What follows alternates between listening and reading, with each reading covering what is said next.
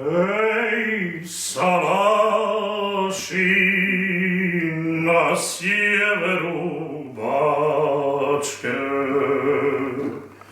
ovama su pisme bunjevačke, a tamo tako lipo svira, oda note par slavojadira, a tambura tako lipo svira, oda note par slavojadira.